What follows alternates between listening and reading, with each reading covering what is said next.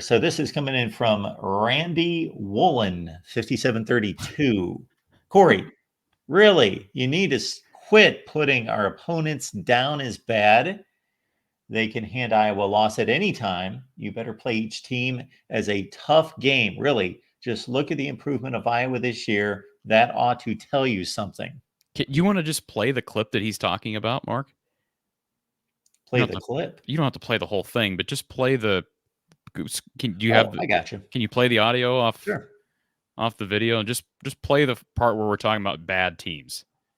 You may be able to do this so people know what Randy's talking about. So you'd like me to take this from the beginning? I think so. I think we. Okay. Here we go. Which team concerns you most? A power Wisconsin running game or big, tall receivers and a pretty doggone good quarterback at Nebraska?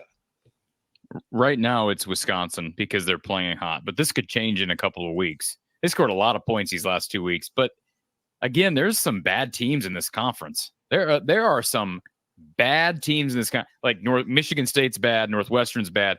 Hey, Maryland's bad, man. I didn't think they would. They are bad. You don't get spanked like they got spanked against Northwestern.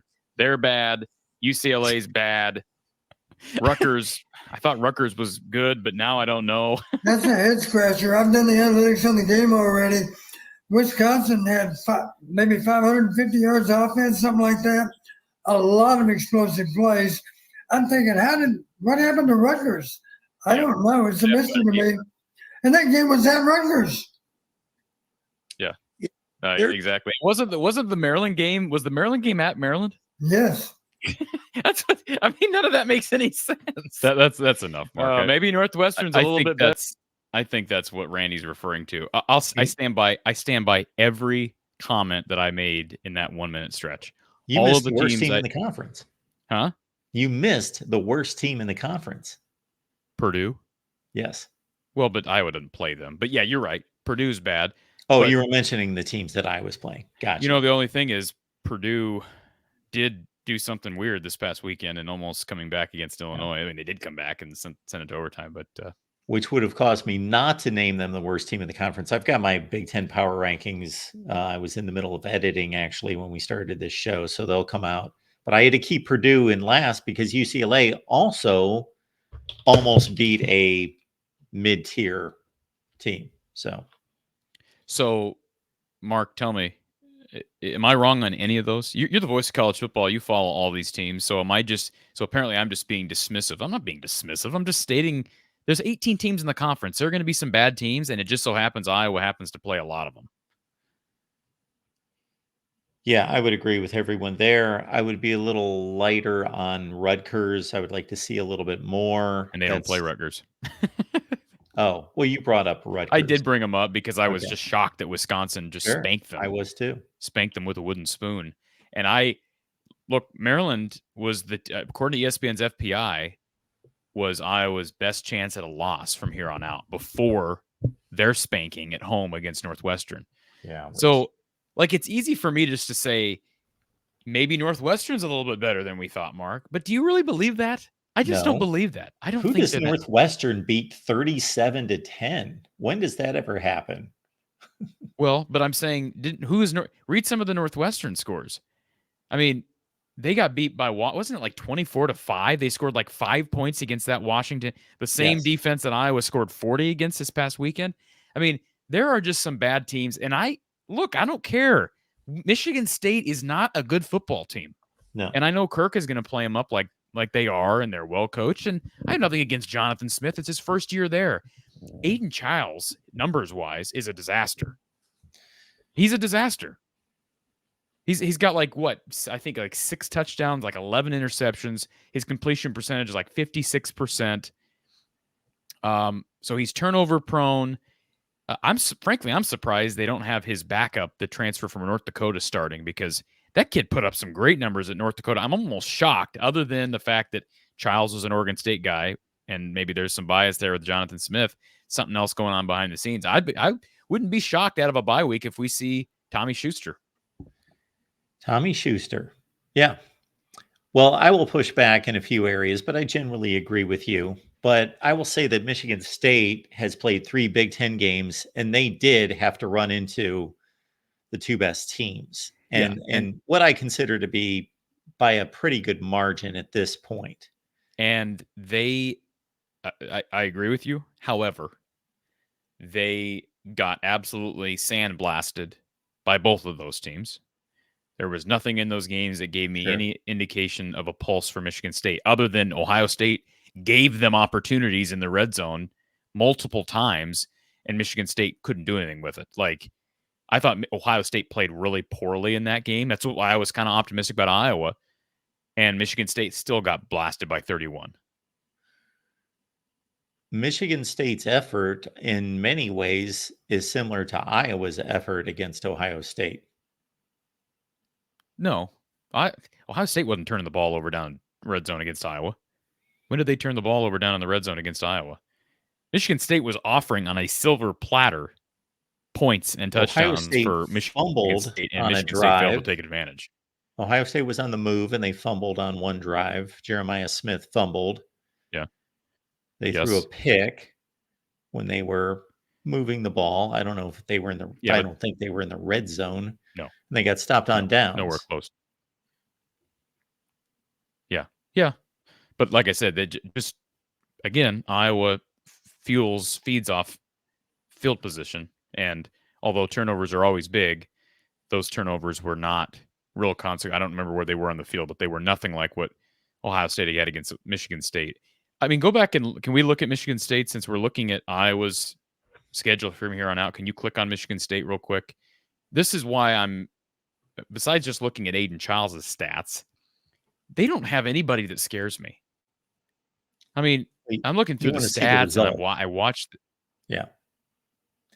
Yeah. I mean, by the way, won by 6 against Florida Atlantic, lost to that same Maryland team that got whooped by Northwestern this past weekend, lost to Boston College, who the verdict is very much out on them. My hunch is that they're bottom half of the ACC.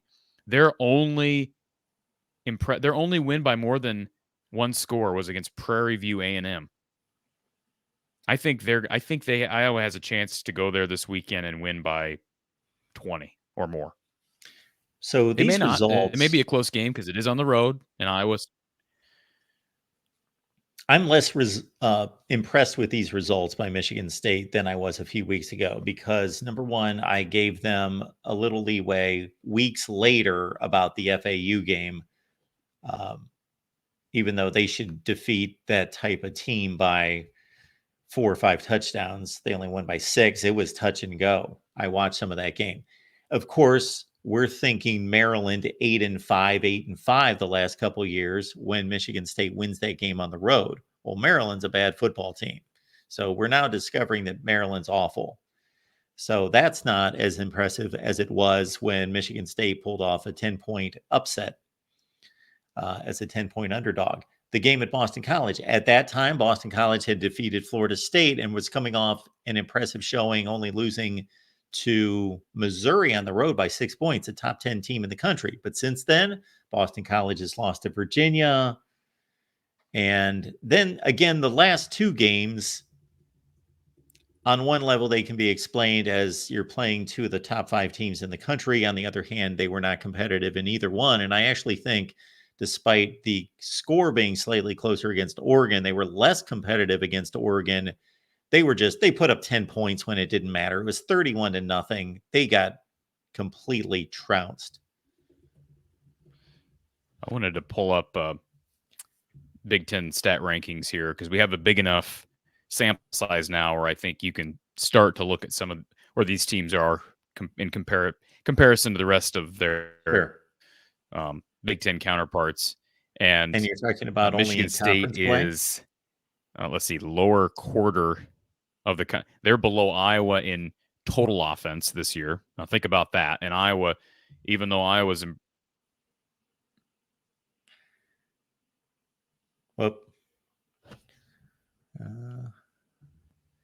there you are.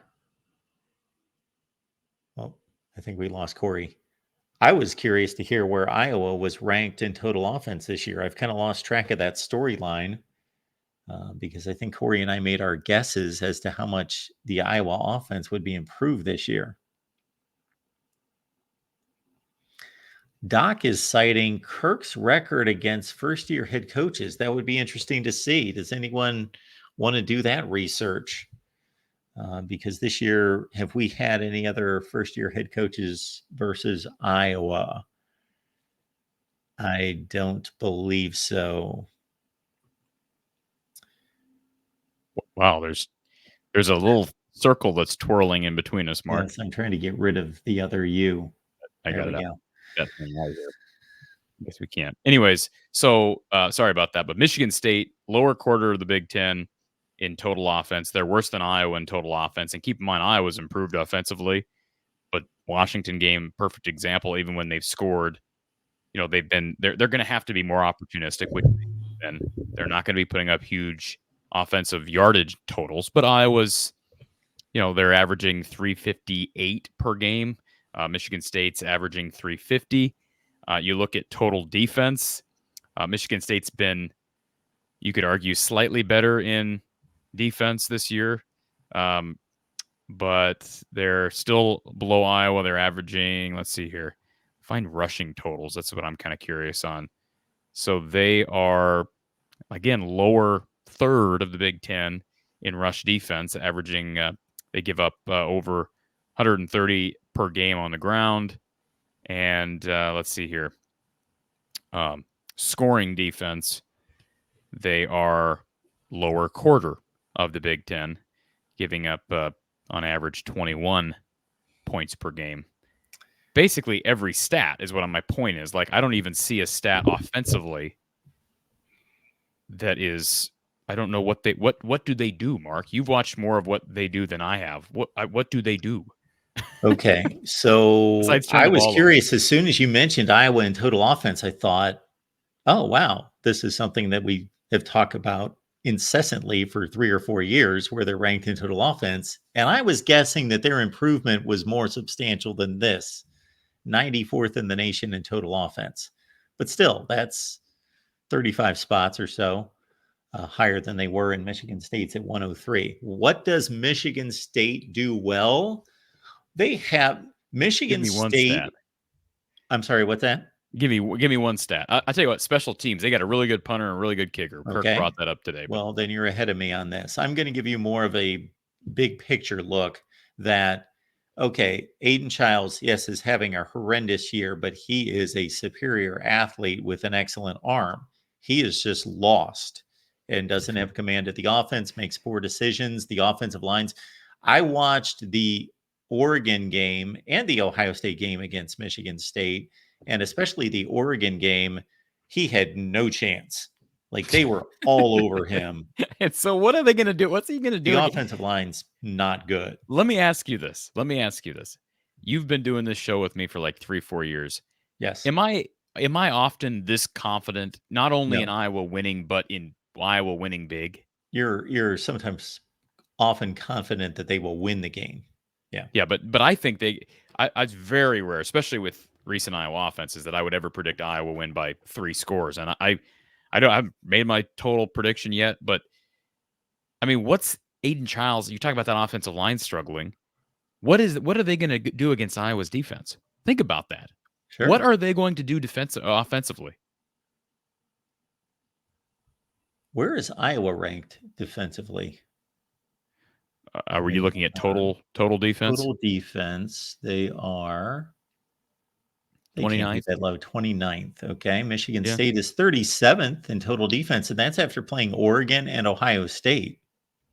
It's not bad. Well, I can pull up defense right now. I just looked at total It's pretty defense. good. I'm looking at Big Ten only. Oh, they are meaning only Big Ten games or all the games? I believe this is all games. Okay. But I don't know. That means you said 37th. I'm seeing that they are lower half of the Big Ten in total defense. Well, they probably are because it's the Big Ten. Let's see. Ohio State's 3, Indiana's 6. Minnesota, they haven't Penn played State. anyone. Minnesota, Nebraska. Penn State, Washington, Nebraska. So I don't know. Wisconsin. I just think that they win by 17-20, somewhere in there. Okay, and I think Chiles is going to answer your question. I'm going to finally get to your question. I was starting on your question a few times here about what Michigan State does well. You know what you're going to find with Michigan State? You're going to find that they have athletes in certain areas, like one corner, one safety, one linebacker, one defensive line that are really good athletes that are first rate, 4-star, and actually playing at that level, but they don't have a unit. They don't have continuity. They don't have a unit. I mean, that's concerning, right? If I'm a Spartan fan, we don't have a good unit on the field. They are a different version of UCLA. UCLA is the same thing. If you looked at the UCLA roster and looked, I bet they have a handful, if not more, NFL players. They have some talented guys, and they're just on islands in places. And UCLA, the only reason made a catch. I'm sorry to cut you off. Nick Marsh, really good wide receiver for Michigan State, really athletic guy, made a crazy catch in the first quarter when they still had a chance. When there was no score, they actually drove down the field, and Aiden Chiles fumbled at the goal line, or they would have went up 7-0 on Oregon. And Nick Marsh, they had a 4th and 2, and they just hung the ball up for him. He's a very talented guy. Yeah, that's what they have.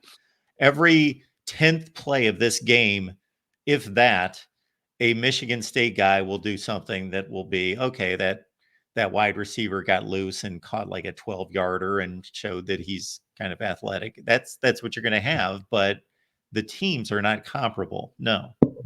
And basically, this is a running back by committee between Lynch, Adams, and Carter. Both those guys split carries. Aiden Chiles, like I said, his numbers are not good. He is athletic. I lied. 5 touchdowns, 8 interceptions. He's taken 13 sacks, which is a pretty big number, okay, to this point. Oregon, especially 5, I believe. Yeah, especially, a guy who's real mobile like he is.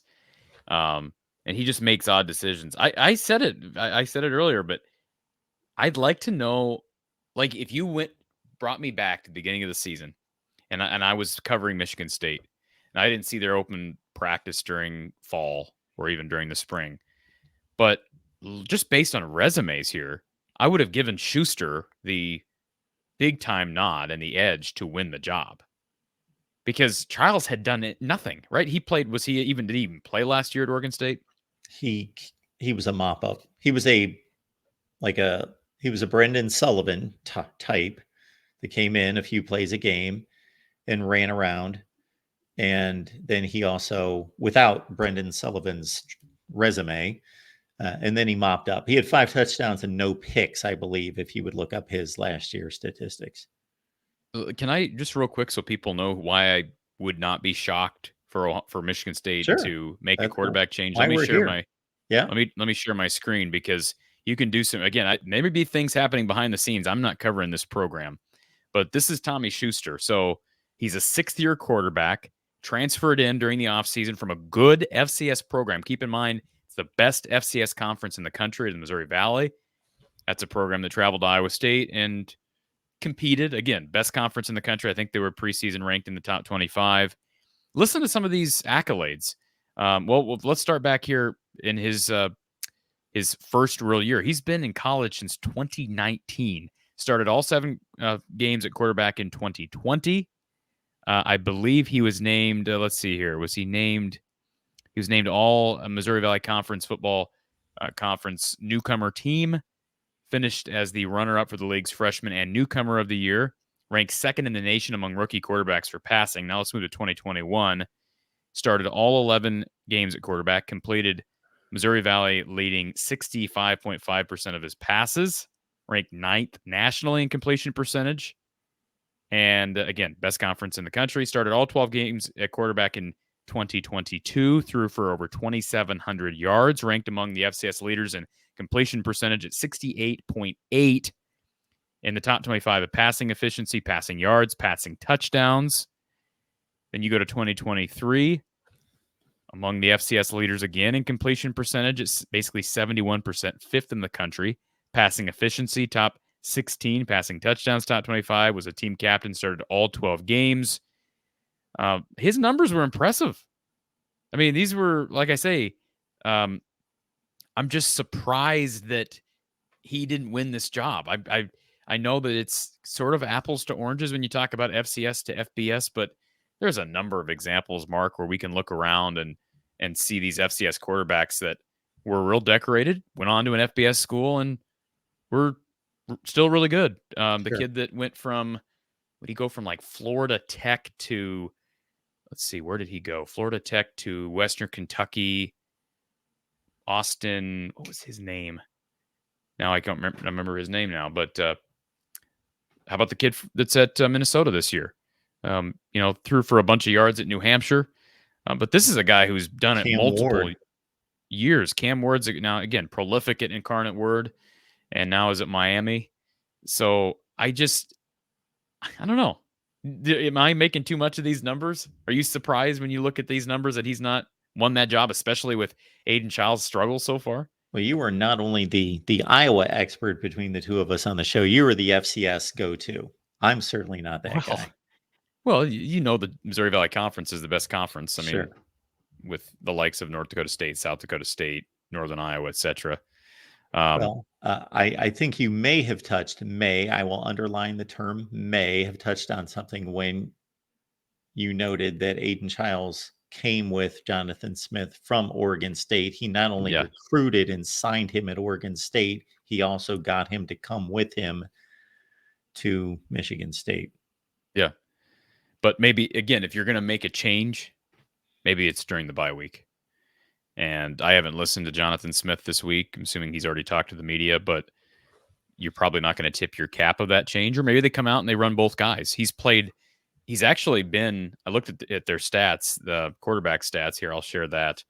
Their numbers to this point, when he has played, most of it's been, perhaps all of it's been mop-up duty. But, his numbers, even mop-up duty aside, 16 to 21, 166 yards, 76 completion percentage through the air, about 8 yards per attempt. Has a 143 passer rating, which is substantially higher than Chiles. Again, understand that's probably some mop-up duty.